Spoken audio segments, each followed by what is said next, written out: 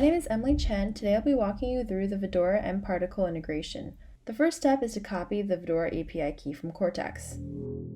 Here we are in Cortex, and we want to go to the Data tab, click on Data Sources, and add a data source. In this case, we want to connect mParticle. Here you'll find the API key for your account. We want to copy this key in order to reference it later on. The next step is to set up Vidora as an output in mParticle. Let's hop on over to mParticle so I can show you how this is possible. An output in mParticle refers to an integration through which data can be forwarded to a third party. Outputs come in two types, event and audience.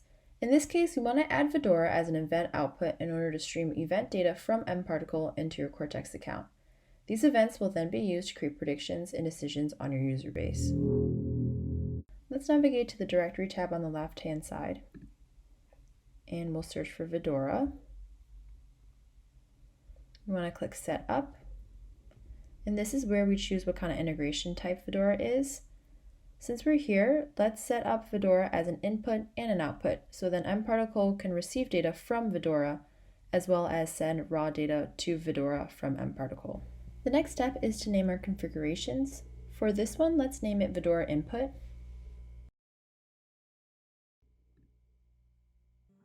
And the next, let's name it Vidora Output. And here's where you paste the API key that we grabbed from Cortex earlier. This key will grant access for mParticle to hit the Vidora API. And just like that, we have added Vidora as an input and output configuration in mParticle.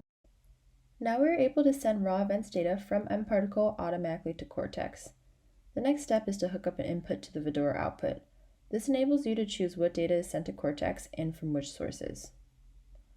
Let's navigate to Connections to set this up. For this example, I will choose this web input to supply events data to my output, which is Vidora. So let's click this as our input, and then we want to connect our output, which is Vidora.